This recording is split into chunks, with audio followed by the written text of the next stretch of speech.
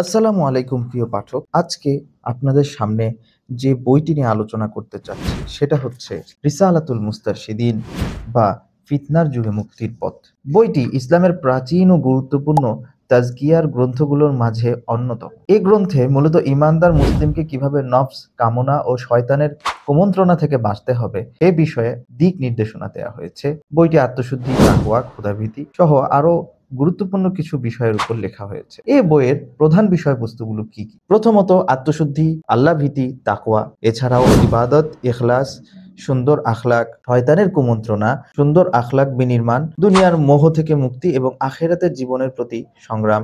এছাড়াও শয়তানি কুমন্ত্রণা থেকে বাঁচার নানান কৌশল এবং উপায় এখানে উল্লেখ করা হয়। এই গ্রন্থে ইসলামের প্রবাদতুল্য পুরুষ ইমাম শাফিঈ, ইমাম আহমদ, ইমাম আবু হানিফা, ইমাম শাতিবি, ইমাম মুহাসিবি, আল্লামা তাজউদ্দিন সুবকির মতো বিখ্যাত সব ব্যক্তির জীবনের সংগ্রামী ইতিহাস এবং তাদের আত্মশুদ্ধিমূলক গল্প তুলে ধরা হয়েছে। তো প্রিয় পাঠক, ইমাম হারেস মুহাসিবি রহমতুল্লাহি আলাইহি লিখিত রিসালাতুল মুস্তারশিদিন বইটি আপনার জীবনের অনন্য পাথেয় হতে পারে এবং বইটি প্রকাশিত হয়েছে মাকতাবাতুন নূর থেকে এবং বইটি তাহকিক করে দিয়েছেন স্বয়ং সুবিখ্যাত মহাক্কিক শেখ আব্দুল ফাত্তাহ আবু গুদ্দা রহমতুল্লাহি আলাইহি। আর দেরি কেন? এখনই বইটি অর্ডার করে ফেলুন।